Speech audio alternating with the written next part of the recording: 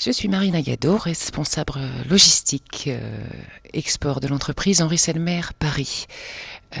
Selmer est une entreprise française créée en 1885 par Monsieur Henri Selmer, premier fabricant d'instruments à vent en France et leader mondial du saxophone professionnel haut de gamme. Cette entreprise fabrique 100% en France. Elle est labellisée entreprise patrimoine vivant et c'est une fabrication totalement intégrée. L'exportation représente 80%, le chiffre d'affaires est donc de 80% à l'exportation, avec des marchés dominants, le Japon, la Chine, les USA et bien sûr l'Europe. Exportateur agréé représente plusieurs avantages. Déjà, le côté client, c'est pour un client, un distributeur, pour votre acheteur, le fait qu'une entreprise soit d'un opérateur agréé est un gage de sécurité, de suivi, est un gage aussi de fiabilisation des process internes de l'entreprise, et elle laisse une image très positive en ayant ce statut. Pour bien sûr, la deuxième raison, c'est la primordiale en fait. Gagner des parts de marché avec des droits de douane selon les accords préférentiels qui ont été suspendus ou même supprimés totalement.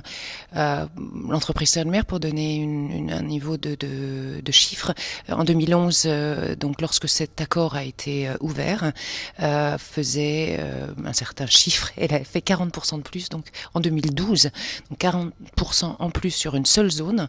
On pourrait imaginer justement l'impact que ça pourrait faire sur d'autres marchés et d'autres accords qui nécessiteraient d'être opérateurs agréés. Alors, faciliter notre business sur des marchés déjà existants et où justement les droits de douane sont assez conséquents. On peut parler du Japon, des États-Unis, mais surtout l'Amérique du Sud par exemple, où là c'est vraiment complètement verrouillé au niveau protectionnisme.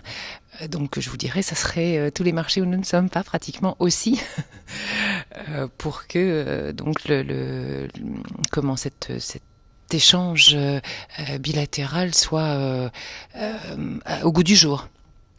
Mais c'est le début de la dématérialisation également, donc c'est aussi à prendre en compte comme troisième raison, c'est supprimer les papiers, supprimer le coût d'un formulaire que l'on doit faire viser à chaque exportation pour chaque référence tarifaire, donc c'est quand même énormément de papier, et là c'est vraiment l'occasion de supprimer du papier, alors qu'on sait que la douane au départ, tout ce qui est process de dédouanement reste toujours avec des papiers, des contrôles, des tampons.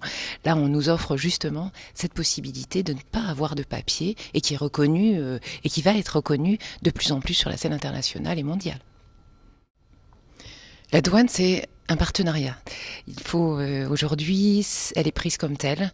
On ne peut plus, avec la masse de réglementations différentes dans chaque pays, tout connaître. C'est quasiment impossible, et de pouvoir s'allier et d'avoir un partenaire sur lequel on peut compter pour prendre des décisions stratégiques d'une entreprise, c'est vraiment un fort atout.